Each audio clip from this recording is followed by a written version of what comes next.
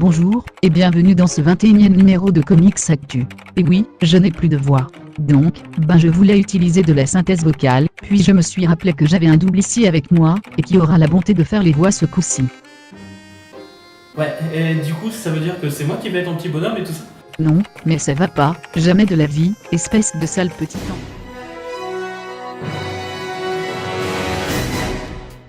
Bref, commençons par quelques petites news d'adaptation si vous le voulez bien. Une bande-annonce de l'adaptation du graphic novel Officer Dawn de Joe Casey et Chris Burnham vient de sortir.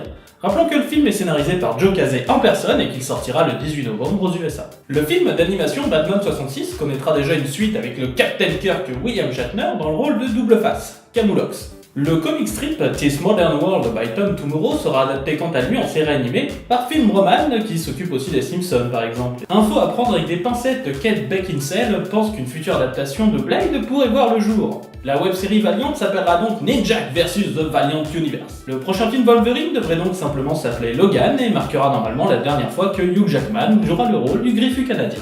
Un jeu DC Comics Legends est annoncé pour smartphone où l'on pourra créer sa propre équipe dans les univers de la Justice League, de la Suicide Squad ou encore du Green Lantern Corps. Bon, on va avoir du boulot, puisque la Comic Con de New York a laissé beaucoup d'infos. Chez DC Comics, Batwoman est de retour. Katy Kane aura le droit à 2 numéros d'introduction dans le magazine Detective Comics sous la houlette de Marguerite Bennett et James Tynion IV.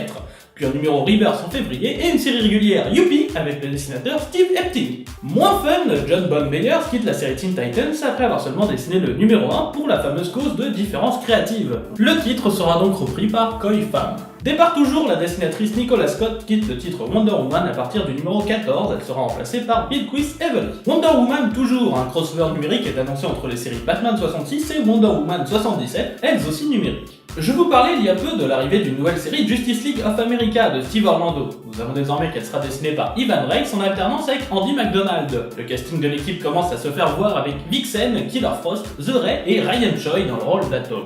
Les nouvelles séries Hanna-Barbera seront donc Satanas et Diabolo, mais aussi les Jetsons. Marguerite Bennett nous annonce qu'elle possède un plan sur 5 ans pour DC Bombshells, reste à voir si elle ira jusqu'au bout. Nous savons aussi désormais que l'équipe créative de Superson sera Peter Tomasi au scénario et George Jimenez au dessin. Le Kamandi Challenge débutera quant à lui sa publication en janvier pour les 100 ans de son créateur Jack Kirby, et nous aurons donc droit à un numéro par mois sauf retard. Enfin, surprise de taille, DC semble relancer l'univers Wildstorm avec pour superviser le projet ni plus ni moins que Warren Ellis, qui officiait sur les titres phares de cet univers comme Planetary, The Authority ou encore Stormwatch. Ellis s'occupera de la série The Wildstorm avec John Davis Hunt au dessin. D'autres séries sont annoncées comme Michael Cray, Wildcats ou encore The Alert. Il a été aussi annoncé que ces séries se situeraient dans un univers différent que l'univers principal de DC Comics, et que certains personnages comme Midnighter par exemple pourraient exister dans les différents univers. Chez Marvel, Miss America connaîtra donc une série ongoing avec Jamie McKelvey au dessin, ce qui est cool puisqu'il connaît bien l'héroïne America Chavez, qu'il a lui-même dessiné dans Young Avengers. Bon, par contre, le scénariste et la date de sortie, vous pouvez vous brosser. Une série un peu spéciale est aussi annoncée puisqu'elle mélangera dans un même corps Deadpool et Howard the Duck avec au dessin Jacopo Camani et au scénario Stuart Moore, qui était éditeur sur la série Max d'Howard et a scénarisé Spider-Man Back in Quack et quelques bons team-up avec Deadpool. Donc il connaît un peu son sujet. Squirrel Girl fête ses 25 ans avec un numéro 16 spécial de sa série pour janvier 2017 avec une histoire de son co-créateur Will Murray. Notons quand même que sur les 25 ans du personnage, il y a malheureusement eu 13 ans sans aucune apparition du perso, et que c'est malheureusement encore plus un coup marketing que d'habitude. Toujours dans les anniversaires, les 20 ans des Thunderbolts sera fêté avec un arc intitulé Return of the Masters, qui verra le retour d'un ennemi classique et surtout d'une histoire backup des créateurs des Thunderbolts, Kurt Busiek et Mark Bagley, qui feront revenir le personnage de Jolt dans l'équipe. Chez Image Comics, Joe Casey et Nick Dragotta, les créateurs d'America Chavez, dont l'on vient de parler avec sa nouvelle série et tout, annoncent un titre en 2017 intitulé All America Comics avec en héroïne une certaine America Vasquez. Oui, ça ressemble pas mal et il faudra attendre la sortie pour savoir si cela va plus loin qu'une simple homonymie. Du côté de Vertigo, Holly Block quitte la série Lucifer après 13 numéros et sera remplacé par Richard Cadray, auteur des romans Sandman, Slim. Vertigo toujours, John Riley et George Gentry relancent leur série The American Way avec une mini-série intitulée Toes Above and Toes Below à sortir pour l'été prochain. Dynamite Comics compte sortir une série Barbarella pour 2017, ce qui sera la première série aux USA pour le personnage, et le projet est supervisé par le Frenchie Jean-Marc L'Officier, qui a travaillé dans les 90s avec le créateur du personnage Jean-Claude Forest. Francesco Francavilla dessinera la prochaine aventure du Spirit dans la mini-série The Corpse Maker. Enfin, Dynamite toujours, Bill Willingham, scénariste de Fable, annonce avec César Avec au dessin la série The Greatest Adventure, une série qui fera se rencontrer les personnages de l'écrivain Edgar Weisborough, comme Tarzan, Deja Torres ou John Carter. Boom Studio annonce en collaboration avec DC Comics un crossover entre la planète des singes et les Green Lanterns qui sortira en février prochain. Le studio a aussi annoncé ses plans pour ses comics de catch adaptés de la WWE où l'on apprendra par exemple la backstory des frères Wyatt. Avec l'arrivée de la série télé, Dark Horse annonce une maxi-série de 27 numéros adaptant le roman American Gods de Neil Gaiman, ce qui est super vu que je surkiffe ce roman. L'équipe artistique se composera de P. Greg Russell, qui a déjà adapté nombre de romans de Gaiman, et de son collègue attitré Scott Hampton. Toujours chez Dark Horse, James Tokoe va réaliser un comics Alien avec Aliens Dead Orbit et Whis la promet du lourd.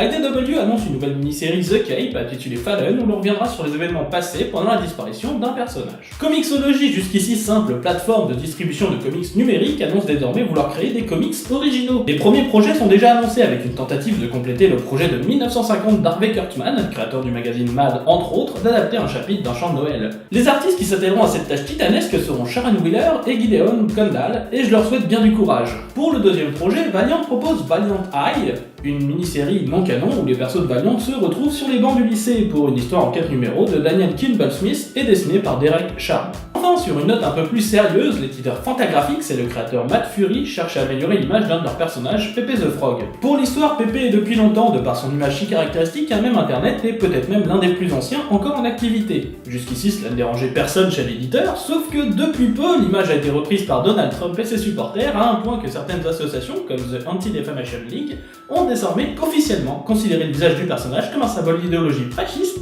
et de xénophobie. Et bien sûr, cela a de graves conséquences pour l'éditeur et le créateur qui tous ne cessent de crier que leur personnage n'a rien à voir avec tout cela. Donc si vous voyez un crapaud dans le besoin, n'hésitez pas et make Pepe great again. Il est donc temps de passer en zone spoiler où toutes les news à fort potentiel de spoil sont réunies. Vous entrez donc ici à vos risques et périls et la rédaction peut et va vous spoiler ouvertement la gueule. Chez DC, une troisième équipe pourrait faire partie du crossover entre la Justice League et la Suicide Squad. Le prochain graphic novel de Super Hero Girl est annoncé avec une réinterprétation de l'Odyssée avec Etrigan, professeur de poésie, et on devrait aussi pouvoir y voir apparaître Raven et Starfire. Une rumeur, pour l'instant pas confirmée, parlerait d'un autre crossover entre DC et Boom Studio entre la Ligue de Justice et les Power Rangers. Team Selle, pour sa part, voudrait un crossover entre Nightwing et Batgirl et les Birds of Prey. Le titre Batwoman Begins, pour sa part, s'intéressera aux années du personnage avant qu'on ne le connaisse.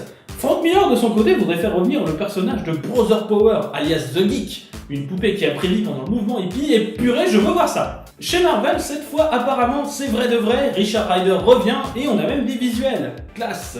Du côté de Luke Cage et d'Iron Fist, Harlem va cramer des numéros 10 en novembre, et un ancien personnage des Runaways refait surface en la personne du surdoué Alex Wilder, qui mènerait apparemment une nouvelle version de l'équipe de super vilains The Pride, tout comme ses parents avant lui.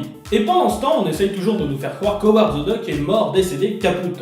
Pour être franc, je voulais attendre d'être sûr que le canard soit cané, mais vu qu'on retient la voix de mon camarade en otage, je ne pouvais qu'en parler. Bon, faut dire que pour l'instant, Howard n'avait pas encore connu la faucheuse et que le personnage est quand même un vieux de la vieille vu qu'il date de 1973. Donc je comprends qu'on veuille qu'on en fasse mention, et maintenant que c'est fait, mon double peut-il récupérer sa voix, ce serait cool, merci. En attendant, c'est la fin de ce Comics Actu bien dense, on vous dit au revoir, à la prochaine, et en attendant, lisez bien.